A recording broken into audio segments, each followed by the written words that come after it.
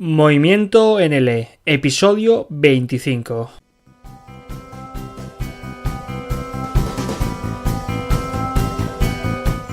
¿A qué me refiero con esto de la divulgación? Si yo apunto a un público muy amplio, voy a desarrollar un mensaje publicitario que no le habla a nadie en particular.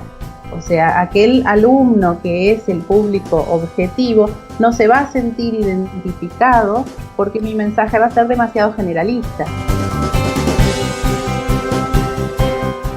Cuando tú tenés bien claro cuál es ese público, tus clases ya podés preparar un material y después ese material, esa planificación te sirve para otros alumnos y podés ir replicando ese trabajo.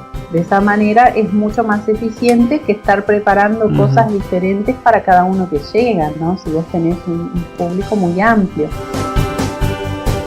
De todo esto y más nos va a hablar Beatriz Cea, profesora uruguaya que desde 2009 imparte clases online desde un nicho muy específico, estudiantes de nacionalidad brasileña interesados en aprender español. Si quieres aprender sobre cómo encontrar tu nicho y de las ventajas que supone a la hora de promocionar tus clases de español, además de otras cuestiones relacionadas con el emprendedurismo dentro de la enseñanza del español online, te recomiendo que escuches atentamente este podcast. Bienvenido a Movimiento NL y a otra entrevista que te ayudará a mover tus clases de español a otro nivel a través de tu propio micronegocio de L online. Bea, ¿cómo empezó todo? Hola Sergio, ¿qué tal? Bien, ¿cómo empezó todo? Yo soy formada en Relaciones Internacionales originalmente, pero nunca ejercí porque ya había empezado a trabajar como profesora de inglés y me encantó. Entonces ya empecé con eso, con clases particulares, después en institutos, y siempre trabajé como profesora de inglés y a partir de ahí ya como profesora de idiomas. Después empecé con español cuando fui a vivir a Brasil la primera vez y bueno, y fue como algo que se fue dando así naturalmente. ¿Y por qué Brasil? Porque era un país que me gustaba, estaba cerca, yo soy uruguaya, queda bastante cerca, pero a la vez es otra cultura un poquito diferente. Siempre me interesó eso de conocer diferentes lugares, diferentes culturas, otras personas. Y bueno, y fue por eso, en realidad. Y luego, más tarde, después de tu experiencia en Brasil, decidiste volver a Montevideo en 2009 y decir, pues bueno, voy a sacar mi propuesta de clases online de español con Español en la Rede, que es tu proyecto y del cual más tarde hablaremos. ¿Por qué decidiste saltar al mundo online? Bueno, en realidad yo había vuelto a Montevideo, estaba bastante tiempo, ya desde 2004 como hasta 2014, fueron bastantes años. Y yo tenía ganas de volver, ¿no?, a vivir en Brasil. Pero claro, lo que me pasaba era que yo estaba trabajando en Montevideo y realmente uno está como atado de cierta forma a su trabajo, ¿no? Yo trabajaba en un instituto. Y bueno, y tal vez en algún momento también me planteé de crear mi propia academia, ¿no?, presencial, pero eso también yo creo que inconscientemente yo sentía que era algo que me iba a atar, ¿no? Porque inclusive me pasó ya cuando empecé a trabajar, ¿no?, desde joven con alumnos particulares que daba clases en la casa de mi madre. Después yo me casé y los alumnos no me siguieron al barrio donde yo me fui, sino que yo tenía que seguir en la casa de mi mamá dando las clases, ¿no? Porque claro, la gente va por un tema de proximidad también del barrio y todo eso. Entonces yo veía que era algo que, si bien me gustaba, el desafío, ¿no?, de comenzar algo nuevo, tu propio proyecto, era algo que me ataba un poco. Y cuando vi la posibilidad de las clases online, dije, esto es bárbaro, porque esto me va a permitir llevarme mi trabajo a cualquier lado. Y fue por eso, en realidad, que me pareció interesante. Y ahí empecé. En aquel momento, claro, recién empezaba todo esto, ¿no? Claro, en un momento, digamos, en unos años, 2009, que el panorama pues estaba un poco verde, que no había ni tantas plataformas, ni había tantas herramientas, ni había tantas cosas como hay ahora. Y oye, Bea, ¿qué dificultades tuviste al inicio, durante estos primeros años?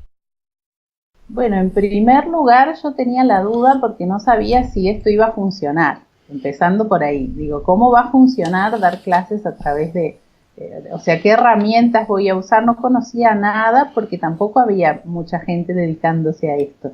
Lo que había era que vendían tipo cursos grabados, ¿no? Aquellos CD de multimedia, esas cosas, con ejercicios y más ese tipo de cosas de self-access que se vendía.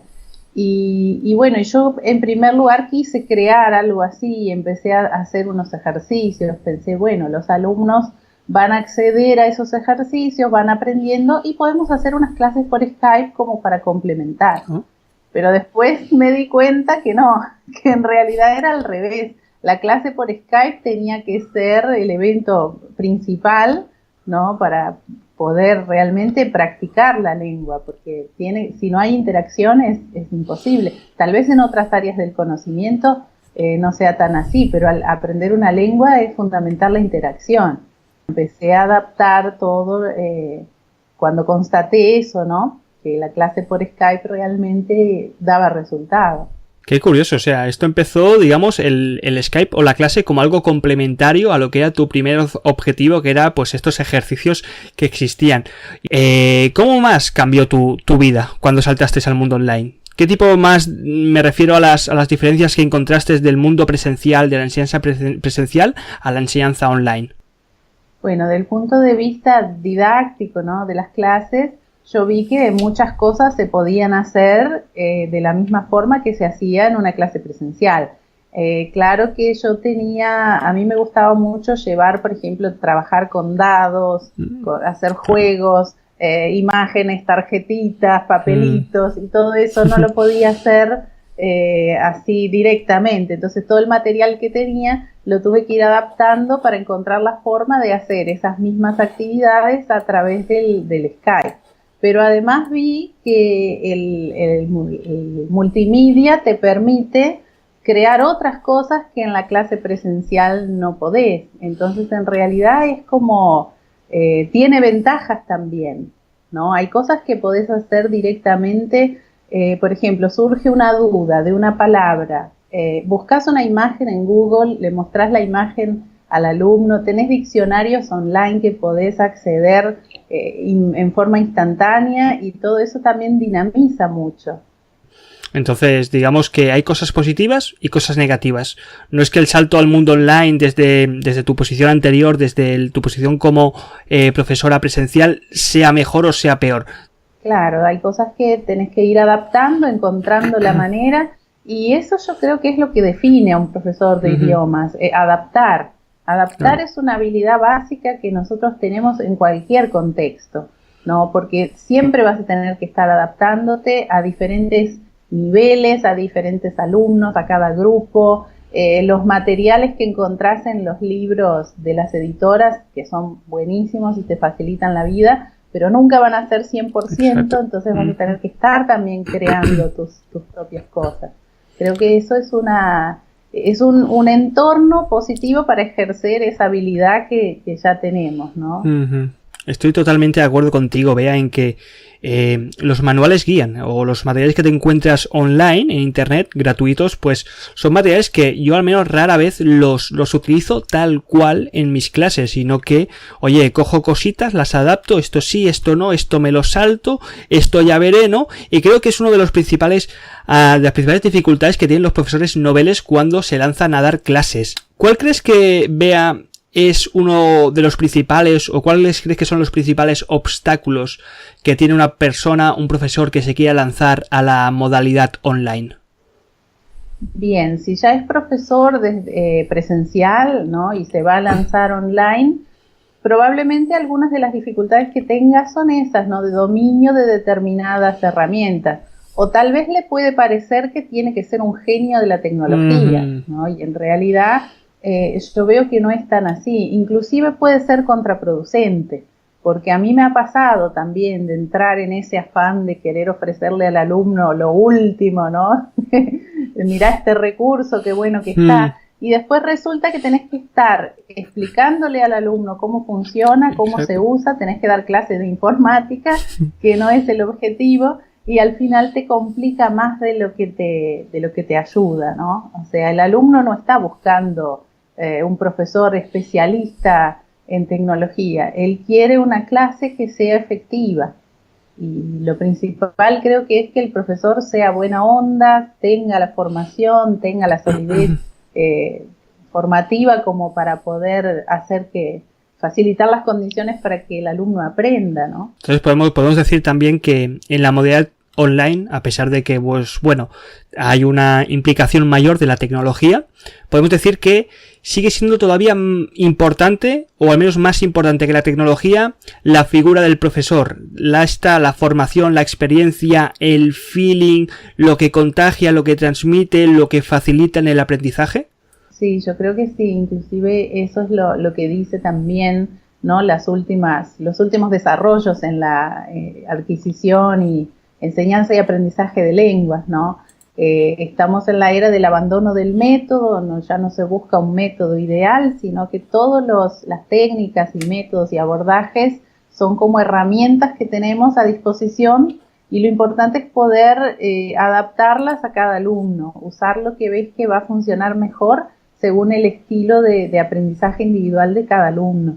Y ahí la figura del profesor es importante también, porque tú vas a conectar a un nivel personal, vas a establecer empatía, más cuando la clase es 1 a 1. Yo creo que sería imposible trabajar si no hay un feeling, ¿no? Si al alumno no le gusta ese profesor, va a ser difícil que aprenda. Creo que eso es importantísimo, que se establezca esa conexión. Has hablado, Bea, de la importancia que tiene el profesor para el alumno. Pero tú crees, Bea, porque estuve escuchando una entrevista tuya con Francisco en Faro de Lenguas y comentaste la figura del mentor. La importancia que tiene el mentor, o alguien pues que digamos tiene más formación o más experiencia en esto de iniciar un proyecto online. ¿Tú crees, Bea, que la figura del mentor es algo imprescindible a la hora de proponer nuestro proyecto de clases online? Sí, yo creo que es muy importante porque nosotros no dominamos todos los aspectos del proyecto. Y lo que te pasa es que cuando empezás a emprender online te encontrás con que tenés que asumir otras funciones que de repente no se te había ocurrido, ¿no? Porque uno cuando empieza es profesor autónomo, sos profesor, ese es tu rol, y después resulta que, bueno, descubrís que tenés que empezar a conseguir tus alumnos, y después tenés que entrar los horarios, y tenés que administrar un negocio, y cuando querés saber, tenés que saber de marketing, de administración, de un montón de cosas, incluso de contratación. Eso es algo que estuve pensando bastante estos días, ¿no? Cuando un profesor quiere crecer, uno de los caminos puede ser contratar otros profesores. En ese caso, nosotros tenemos que pensar que cuando empecemos a asumir ese rol, vamos a estar trabajando con recursos humanos. Y saber administrar recursos humanos es una carrera que se estudia en la universidad, o sea, no pensemos que es algo que nos va a venir intuitivamente, que lo vamos a poder hacer sin preparación alguna. Pienso que tenemos que pensar, bueno, esta actividad nueva que yo voy a empezar ahora, ¿qué habilidades me exige? ¿Y de dónde las voy a sacar? ¿Cómo las voy a desarrollar? Y también, ¿vale la pena? Porque creo que eso es importante también. ¿Me va a gustar? ¿Me visualizo en ese nuevo rol? ¿Me va a gustar? ¿O yo quiero dar clases? Pienso que tenemos que plantearnos una serie de reflexiones, ¿no? Bea, ¿hasta qué punto tú crees que es importante centrarse en un nicho o en un micronicho a la hora de dar nuestras propias clases de español? Bueno, yo creo que es muy importante, si bien yo esto no lo hice conscientemente en aquel momento, yo simplemente fui al público que conocía, ¿no? Mi experiencia había sido con clases de español para brasileños, entonces me fui por ahí. Después me di cuenta que eso era un nicho. Pero realmente es importante porque uno no puede, o sea, por varias razones, ¿no? Por un lado, por el trabajo que uno va a tener que hacer, y segundo, por la divulgación. ¿A qué me refiero con esto de la divulgación? Si yo apunto a un público muy amplio, voy a desarrollar un mensaje publicitario que no le habla a nadie en particular. O sea, aquel alumno que es el público objetivo no se va a sentir identificado porque mi mensaje va a ser demasiado generalista. Claro, digamos que, o sea, el nicho pues tiene mucho que ver con la especialización.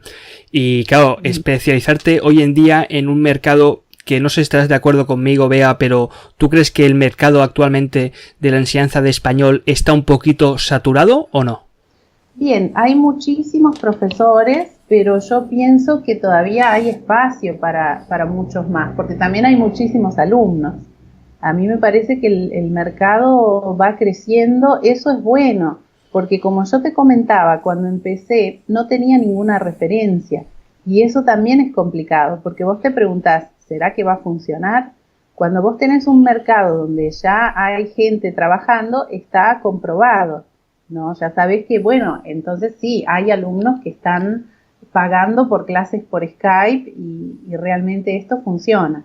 Te facilita mucho la vida también porque vas a encontrar referencias, materiales, vas a encontrar medio camino andado, ¿no? Que cuando recién empezás en un mercado nuevo eso es más difícil. Y creo que sí, hay lugar para todos para trabajar, porque como te digo, cada vez hay más gente queriendo aprender y bueno, y cada uno va a elegir aquel profesor con el que se afiniza más, entonces cada uno es diferente. Pienso que la clave es saber diferenciarse. Uh-huh. Entonces, encontrar un nicho implica un gran beneficio que es la diferenciación. ¿Qué más ventajas crees que puede obtener un profesor que en estos momentos esté pensando en ubicarse en un nicho? Bien, y a la hora de preparar tus clases también, porque cuando tú tenés bien claro cuál es ese público, tus clases ya podés preparar un material y después ese material, esa planificación te sirve para otros alumnos y podés ir replicando ese trabajo. De esa manera es mucho más eficiente que estar preparando cosas diferentes para cada uno que llega, ¿no? Si vos tenés un público muy amplio. A mí, por ejemplo, me resultaría muy difícil hoy en día darle clases a alguien que sea de otra, o sea, que hable inglés, por ejemplo, porque no tengo materiales adaptados, sobre todo en los niveles más básicos, para ese público. Mi material ya está todo hecho para brasileños. Te ahorra tiempo también a la hora de planificar y a la hora, pues digamos, de reciclar o reutilizar el material del que ya dispones, además, digamos, de proporcionar, pues, una oferta muy definida a las necesidades de aprendizaje de ese nicho en el cual, pues, tú te has centrado. ¿Cómo se encuentra actualmente el nicho de estudiantes brasileños? El estudiante brasileño, ¿por qué quiere estudiar español? Y, bueno, ¿qué tipo de características tiene? Bueno, yo actualmente trabajo con personas que son adultos, profesionales, que necesitan el español por trabajo, ya sea porque en su empresa hacen negocios con América Latina. Tengo también profesionales que van a hacer doctorado o postdoctorado a España y necesitan aprobar el DELE. Y después hay también, como el DELE es un requisito para entrar inclusive en programas de posgrado en universidades brasileñas, hay mucha demanda también por el DELE. Entonces eso es más o menos lo que estoy trabajando. Y también hay una parte de personas interesadas así en general, ¿no? Que quieren hacer curso de español regular porque les gusta el idioma para viajar y eso. Ve a alguien que en estos momentos, por ejemplo, todavía no esté ubicado en un nicho, alguien que nos esté escuchando, ¿qué recomendaciones le darías para que encontrase el lugar adecuado desde el que situarse para dar clases de español? Bueno, primero yo diría que tiene que hacer una investigación, una introspección para descubrir cuáles son sus características de personalidad, hacer una lista de todo eso, agarrar papel y lápiz y escribir, bueno, cuáles son mis cualidades, cuáles son mis puntos fuertes como profesora, qué sé hacer bien como profesora, cuáles son mis habilidades, y detallar todo eso para tener claro cuál es su perfil docente, porque con esa base va a poder identificar mejor cuál es el público con el que quiere trabajar y también reflexionar, bueno, de todas las posibilidades que hay, ¿qué me gusta más? A mí me gustaría preparar exámenes, me gustaría trabajar con principiantes, con intermedios, con avanzados, tratar de definir eso primero en base a lo que le va a gustar, a lo que se siente bien y a lo que se siente capacitado, ¿no?, para hacer. Con toda esa definición yo creo que el público va a salir solo y a partir a trabajar, ¿no?, empezar a pensar en las necesidades del alumno ideal. Pienso que sería un buen comienzo. Después no quita que no pueda ir agregando otras cosas. Me parece que el primer paso es empezar por el nicho y después más a futuro poder ampliar, porque realmente también, ¿no?, una cosa que a los profesores nos incentiva mucho es que nos gustan las cosas nuevas, nos gustan los desafíos. Entonces mucha gente puede decir, no, yo no quiero definir nicho porque entonces voy a tener que estar haciendo después siempre lo mismo. Claro, también tiene sus partes negativas centrarse en un nicho. Yo creo que una de las partes así también negativas que hay, además del posible, pues digamos, repetición, ¿no? Se sobrecree que siempre repetición y es una cosa con la que todavía tendría que experimentar. ¿Tú crees que también puedes sufrir algún tipo de restricción cuando el nicho es demasiado específico?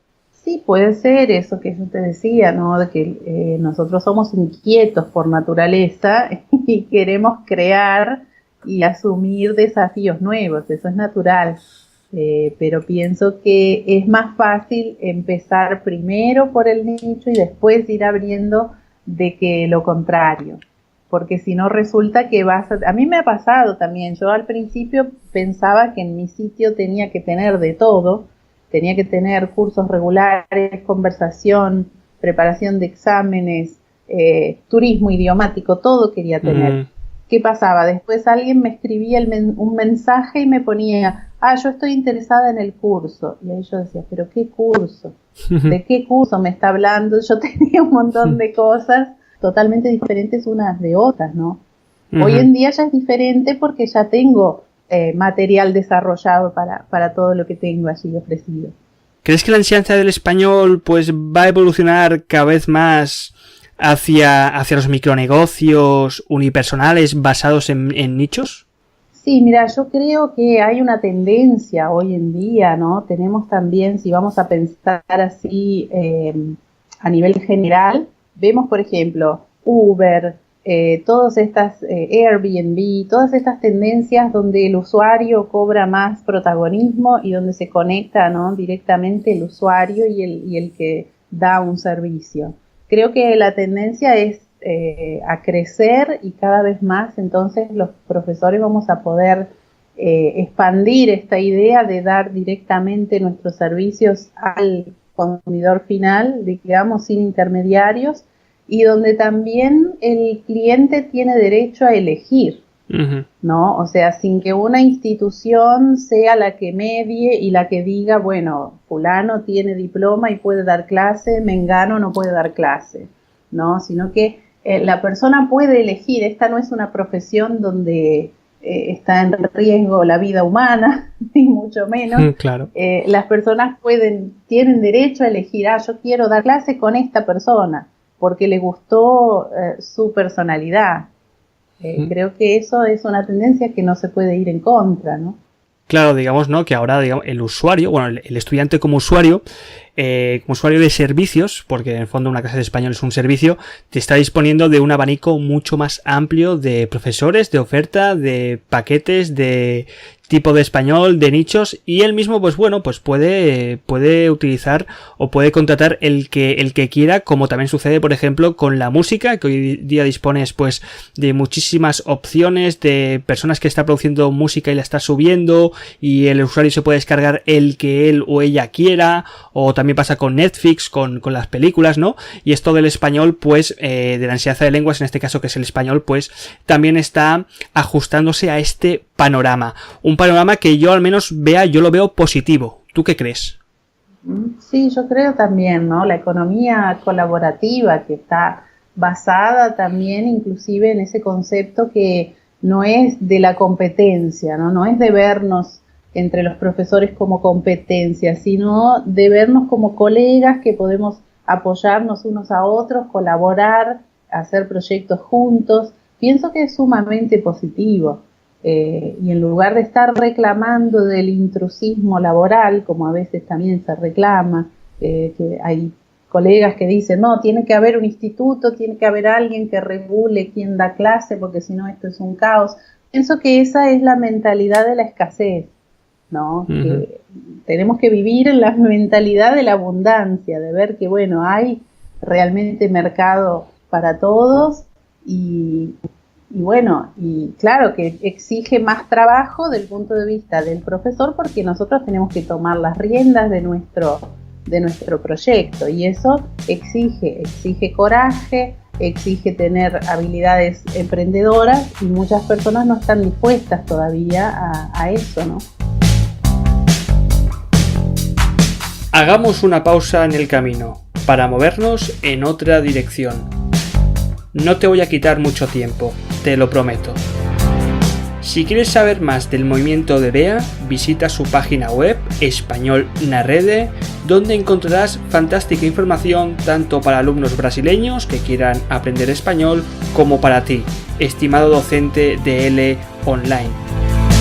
Además de escribir uno de los pocos blogs destinados a profesores de L online, BEA también dispone de su propio canal de YouTube y de un curso de didáctica destinado a profesores de L online que quieran encontrar su nicho, aprender técnicas para encontrar alumnos y capacitarse con las nociones de metodología en L dentro del aula virtual.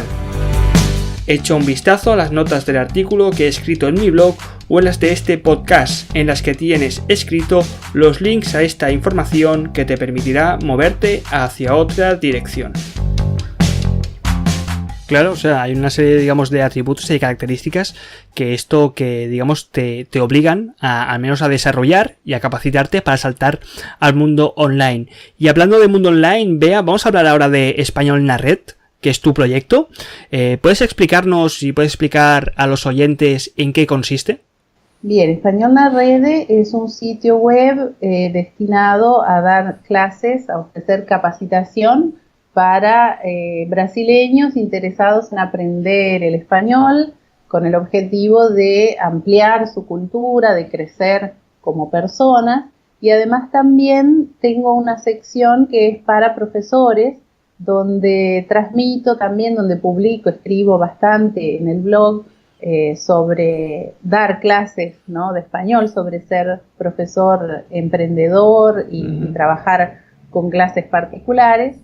Y también con cursos para profesores. Entonces ahora tengo esas dos áreas, ¿no?, en el blog, una para estudiantes y la otra para los profesores.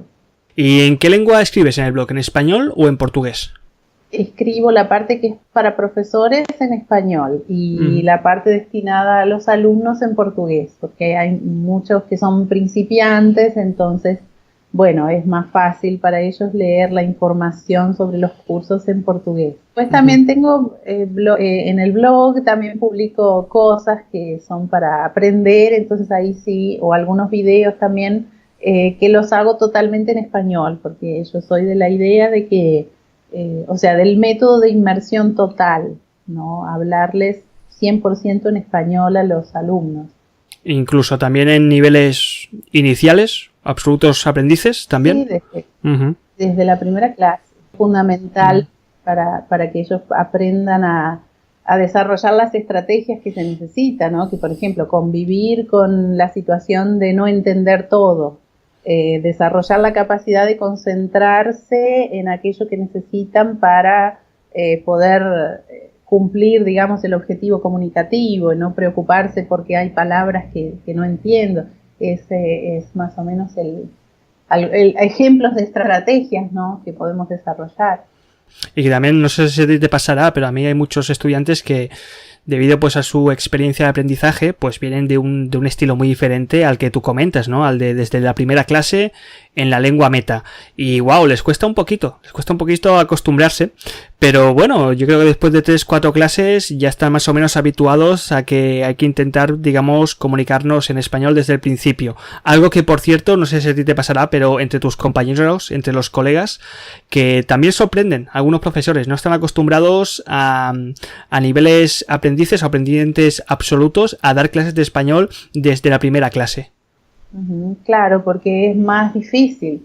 Yo creo que dar clase a un principiante es mucho más difícil que darle clase a un intermedio o a un avanzado, aunque esto parezca que es lo que mucha gente tiene la idea contraria, pero es más difícil darle clase a un principiante y poder adecuar el input para que él entienda, o sea, segmentarle el lenguaje para que pueda entender y hacer lo que le pedimos, y sin tampoco hacer una cosa que no sea natural, ¿no? Entonces no es fácil, pero hay técnicas para eso. Por eso es importante formarse, aprender esas técnicas de cómo, utilizando gestos, utilizando recursos visuales, podemos perfectamente crear un ambiente donde adecuamos el input para el alumno. Y creo que también, Bea, tienes un canal de YouTube, ¿me equivoco? Sí, tengo el canal de YouTube que publico algunos videos para profesores y para alumnos también. Pero utilizas mucho más el blog. Sí, en realidad me gusta más escribir, y como el blog lo tengo ya desde hace más tiempo, es como que me sale mejor, me parece. Inclusive esto de los videos, te voy a confesar que a mí me costó bastante porque no me gustaba aparecer en los videos. Después tuve que empezar a darme cuenta de que, bueno, es importante, sí. El alumno te tiene que ver para ver quién es esa persona que está ahí, ¿no? Él te va a confiar su proceso de aprendizaje, entonces quiere saber quién está del otro lado. Eso genera mucha confianza. Claro, que te vean, ¿eh? A mí también me pasó lo mismo, Vea, que a mí con la cámara delante, no sé por qué, pero es algo que me incomoda. Me gusta más ahora tener aquí un micrófono y hacer un podcast. Pero bueno, esto ya es cada uno. Cada profesor tiene su librillo. Bueno, Bea, cuéntanos también el curso de gramática que estás ofreciendo para profesores de español. ¿En qué consiste? Es un curso de didáctica. Didáctica, en perdona. realidad tiene didáctica del español para profesores, ¿no? Para profesores particulares de él. Tiene, en cuanto a los contenidos, tiene 3 módulos. El primer módulo es primeros pasos, donde se trabaja, por ejemplo, cómo dar una clase de prueba, qué habilidades tiene que tener el profesor. Después hay un módulo que es de la didáctica propiamente dicha, donde hablamos cómo trabajar, por ejemplo, las 4 destrezas, cómo dar clases de conversación, cómo enseñar la gramática, toda esa parte más de metodología. Y en el tercer módulo se habla de desarrollo profesional, cómo hay que hacer, por ejemplo, para darse a conocer, para conseguir más alumnos, qué chances de crecimiento como profesores particulares tenemos. Bueno, es bastante amplio los contenidos. Y también tenemos un grupo en Facebook que es para la parte de la interacción, y también con transmisiones en vivo, con mucha comunicación. O sea, la propuesta es que este es un curso donde yo cuento toda mi experiencia para que las personas no cometan los mismos errores que yo ya cometí. O sea, que puedan aprender de esos errores para empezar con el pie derecho, y mucha interacción, ¿no? A mí me gusta dar soporte, me gusta ayudar a los participantes que me cuenten su situación, y tratar de, entre todos, pensar soluciones, pensar ideas para que pueda ir consiguiendo sus objetivos. Totalmente de acuerdo contigo, con el curso que también tengo. Yo creo que uno de los principales problemas que tienen los cursos es que, digamos, son cursos con vídeos enlatados en los que rara vez hay algún tipo de interacción ni feedback más allá del de pues intercambiar correos o emails. A mí me gusta ante todo que un curso sea práctico y especialmente cuando estás tratando temas que son prácticos para el aula o para tu profesión como profesor online. Y uno de estos temas que sí que te escuché, porque también hiciste un webinar, si no me equivoco, para promocionar este curso, trataste algo que al menos a mis lectores del blog les fascina, que es la gramática inductiva. ¿Qué es exactamente, Bea, la gramática inductiva para el que nos esté escuchando y no sepa lo que es? Bien, la gramática inductiva consiste en que el alumno propio directamente pueda tomar contacto primero con los ejemplos y a partir de ahí deducir o inferir cuál es la regla. Que esto generalmente en los manuales lo vemos al contrario, o sea, primero se presenta la regla y los ejemplos y después ejercicios, ¿no? Entonces queremos lograr lo contrario, o sea, primero presentar ejemplos de uso de la estructura para que pueda comprender el significado y a partir de ahí, después sí, a través de preguntas, a través de actividades donde ellos completan, por ejemplo, la tabla, en lugar de darles la tablita famosa pronta, que ellos la hagan, ¿no? Que tengan protagonismo, que puedan darse cuenta, porque eso es más memorable después. Cuando ellos se pudieron dar cuenta, van a tener aquel momento eureka, que es muy grato, ¿no? Eso motiva para aprender. Uh-huh. Y yo creo que tú tenés un post también en tu blog que a mí me encantó, que explicás eso, ¿no? De la gramática inductiva, que está buenísimo. Sí, y es uno de los más visitados y es algo que les fascina a los profesores. Yo al menos con el primer curso que tomé de formación como profesor de español me explicaron tal cual esto y es algo que afortunadamente he intentado llevar desde mis primeras clases. Así que para todos los que nos estén escuchando, por favor, si a alguien le interesa el curso, una clase o un conocimiento de cómo aplicar la gramática inductiva, por favor, tomate el curso de Bea, que está disponible. Bea, para terminar más cositas, ¿en qué estás haciendo actualmente? ¿En qué andas metida? Bueno, actualmente estoy planificando el relanzamiento del curso precisamente, que bueno, puse una fecha de inicio y de todo, porque realmente no se formaban grupos, eso es lo que me pasaba, no ponía fechas, lo dejaba abierto para que todo el mundo tuviera la flexibilidad de hacerlo cuando quisiera, pero como los seres humanos somos un poco perezosos, pasa que lo vamos dejando. Entonces para eso puse una fecha específica y a partir de ahora el curso va a ser lanzado en fechas para poder formar grupos, porque eso es lo interesante, ¿no? Cuando se forma un grupo se crea esa sinergia, esa onda, ¿no? De uno motivar al otro, que me parece que es un efecto muy importante para contribuir al éxito de cada uno con el curso. Y además de eso, también voy a estar en la próxima conferencia L de septiembre, que están organizando Paulino Brenner y Óscar Ortega y Ana Martínez. Y bueno, también voy a aparecer por allí. ¿Y de qué hablarás? Así que por este año, de actividades comunicativas para la clase de L. Bien. Suena interesante. A ver si yo algún día también rapto por aquí a Paulino y le saco un poco de información sobre este evento internacional para profesores de L. Bueno, Bea, creo esto es todo, hemos llegado hasta el final. Muchísimas gracias por haber asistido aquí a Movimiento en L, a esta entrevista que creo que ha sido muy valiosa para nuestros oyentes, que han sacado mucha información en cuanto a los temas que hemos tratado, como pues nichos, el salto al mundo online, tu curso de gramática, etcétera. Así que te doy todas las gracias del mundo por haberte dejado secuestrar estos 40 minutitos 50 y habernos dado tu opinión y tu valiosa información sobre todo esto que implica pues dar clases de español online. Bueno, muchas gracias, Sergio, soy yo que te agradezco por la invitación y siempre es grato conversar sobre estos temas que nos fascinan a los profesores. Así que es solo juntar dos profesores y hay asunto para rato.